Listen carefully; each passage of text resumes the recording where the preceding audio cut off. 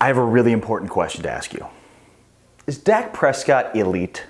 Now, before you start to ponder that question, let's hear what they've been saying on television about Dak Prescott's eliteness. Anywhere from 6 through 11 is where he has to live, somewhere in there. And I think that's fair. Anywhere between 6 and 11. That's fair.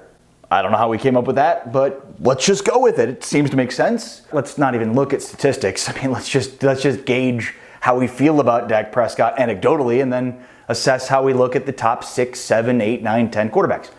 But I digress. Dak Prescott is a top 10 quarterback in the NFL. How high he is in that list depends on who you ask. But how many top 10 guys are elite? How do we measure elite?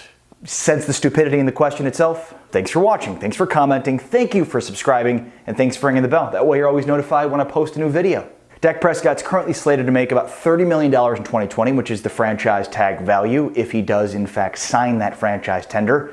And the Cowboys don't come to an agreement with Dak by the July 15th deadline, which at this point looks like it's unlikely to happen. But with all the uncertainty surrounding Dak Prescott and the Cowboys, it's rather odd then that people are questioning his eliteness while simultaneously Dak Prescott and the Dallas Cowboys have the #1 best odds to win the NFC East at plus 110 according to betonline.ag.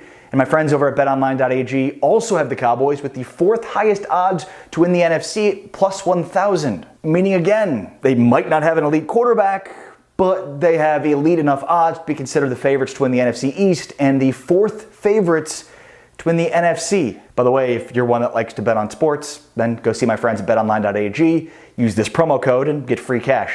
But the question of Dak Prescott's eliteness is top of mind because it comes up when people are discussing the type of money that Dak Prescott could make or has allegedly turned down. And at the center of this is a fallacy.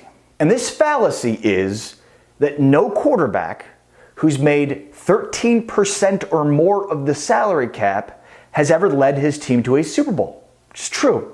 Rather arbitrary number, seemingly, 13%, but I digress. It seems to bear that people are stuck on that specific number. Stephen Jones even quoted the stat in a recent interview. But let me remind you of one of the most important things that I took away from high school.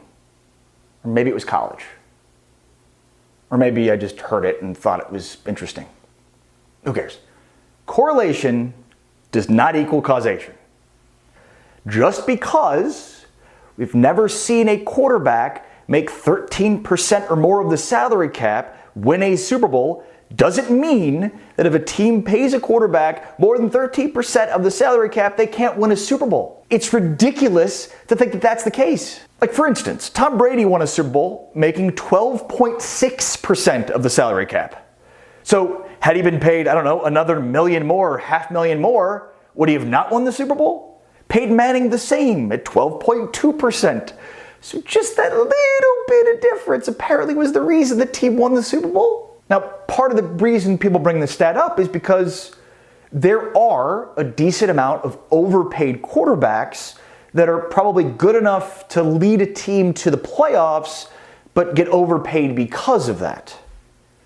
And so that leads to higher salaries for average quarterbacks. And that's what people are trying to figure out here. Is Dak Prescott elite?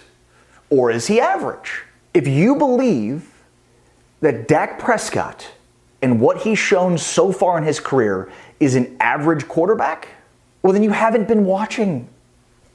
And if you have, I don't know how to help you. I'm sorry. Now, has Dak Prescott already reached his ceiling, which is also something we've seen with some of these other quarterbacks that are overpaid, where they top out and then cash in and then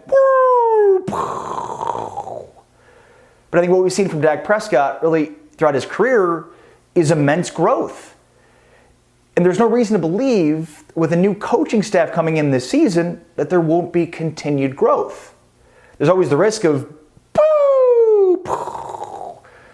but with Dak Prescott, it seems less likely based on what we've seen so far. By the way, Dak Prescott, one of 6 quarterbacks that are going to be making at least 13% of the salary cap.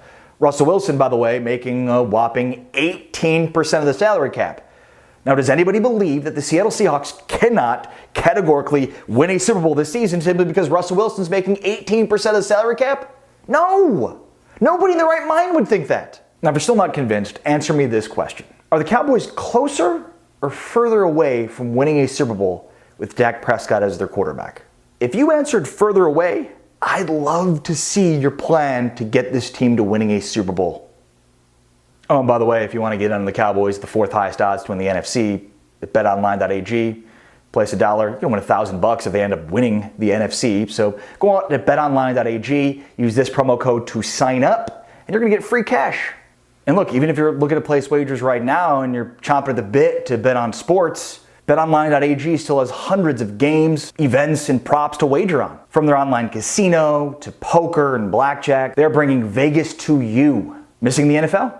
No problem. You can look at some of their futures bets like the Cowboys plus 110 to win the NFC East or plus 1,000 to win the NFC. Or BetOnline has live, daily Madden 20 simulations you can wager on. You can even bet on Survivor, Big Brother, American Idol, stock prices, all open 24 hours a day, all from the comfort of wherever you are, all at betonline.ag. Visit the website or use your mobile device and join today to get your welcome bonus using this code.